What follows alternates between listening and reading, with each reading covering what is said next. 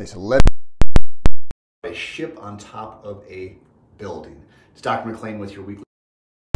This week, my family and I got to go to Coeur d'Alene for the Coeur d'Alene area for a short trip. We stayed there for a few days. Really fun. We had a great time. And one of the days was gorgeous weather out, and we went downtown Coeur d'Alene and ate out on this deck, had a really nice lunch, and we're sitting there having lunch. And I think it was my son that noticed that we're looking down the street, and there was this building, an apartment building that was probably 10 or 15 stories high, a fairly tall building. And on top of this building, you could see on the back side of this building, huge ship, looked like a sailboat on top of this building. Like, that is crazy. So the waitress comes back, and I said, "Hey, what's the story on that boat on top of that building down there?" She goes, "Yeah, I don't know. We've been talking about that, and we can't figure out. We think it's just some rich person decided to put a boat up there." I'm like, "Oh, that's pretty interesting." And so we walked around Coeur d'Alene, just one of the things, and I said, well, "We got to figure out what's going on with this boat." So I asked another guy at this coffee shop that was working there, and he didn't even know about the ship, and he drove by there every single day. So then when we went to leave, I said, "Let's drive down there so we can get a picture and take a look at this." Well, we got on the other side of this building, and it was only, I don't know, maybe and you could see it wasn't actually a ship.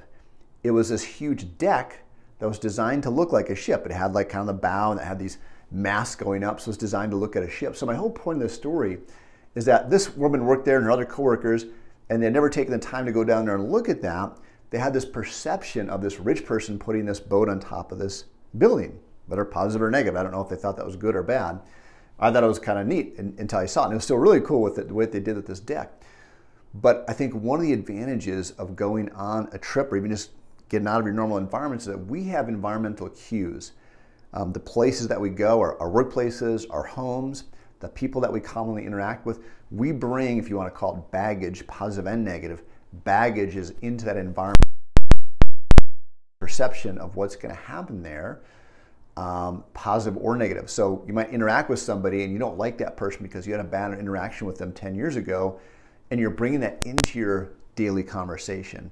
Or you have a bad attitude or a good attitude going into your environment. So what I'd like you to do today is really pay attention to, what do you think, what do you feel when you get into your car, you walk into your home, and you walk into your office building or wherever.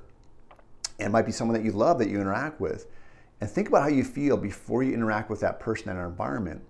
Because we can't necessarily change the external environment all the time. We definitely can't always change the other person, but we can change how we respond. So just being aware of how you're feeling when you walk into those situations can really change things, and it can change your response, but it can dramatically change your life, and it can change the other people's lives as well. So just today, just be aware of how you feel and what you think when you walk into certain environments. I think that will be a big change for you.